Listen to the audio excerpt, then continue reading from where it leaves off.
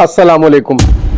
नहजुल बलागा की हिकमत 195 में है कि मौला मुत्तकियान मौला इमाम अली अलैहिस्सलाम एक घूरे के पास से गुजरे, यानी एक गलाजत के ढेर के पास से, एक ऐसे जगह से जहां बहुत सारा कचरा पड़ा हुआ था।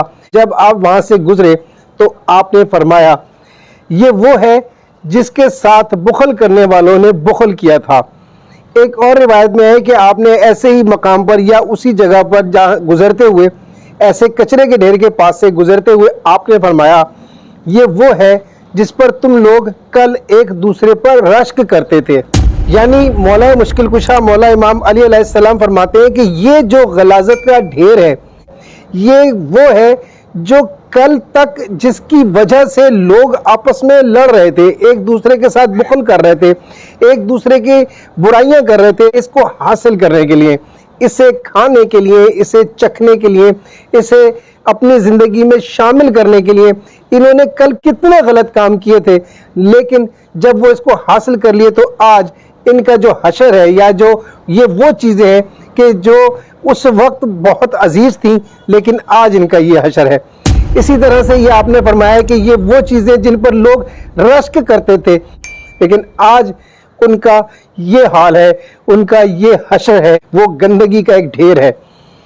यानी हमें अपनी ज़िंदगी में जब भी कोई चीज़ ऐसी नज़र आती है जो खुदा की दी हुई नेमतें हैं, उनको हासिल करते हुए ये सोच लेना चाहिए कि खाने वाली चीज़ों का सिर्फ जायका उस वक्त तक होता है जब तक वो हलक से नीचे न चला जाए। जब तक वो हलक में होता है, वो आपके मुंह में होता है, बस इतनी सी देर का मज़ा है, बस इतनी सी देर का जायका है, और उसके बाद सब बेकार है, सब एक कचरे का ढेर है, और सब इतना ताफुन ज़दा है कि जिसका जिक्र भी करना मुनासिब नहीं। इसी तरह से किसी भी ऐसी चीज़ के ऊपर जो आपके पास है, आप उस पर गरूर करते हैं, उसकी वजह से एक दूसरे के साथ बुराई करते हैं, उसको नुकसान पहुंचाकर, उसे धोखा देकर जिन चीज़ों को हासिल करते हैं, उनका आखिर ये है।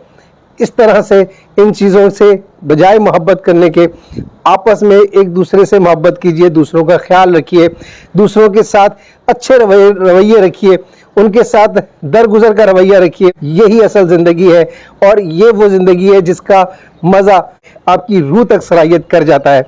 उस मज़े को महसूस कीजिए। इस मज़े से वो मज़ा लाख दर्जे बेहतर है जिससे दुनिया भी मिले और आखिरत भी मिले। शुक्रिया।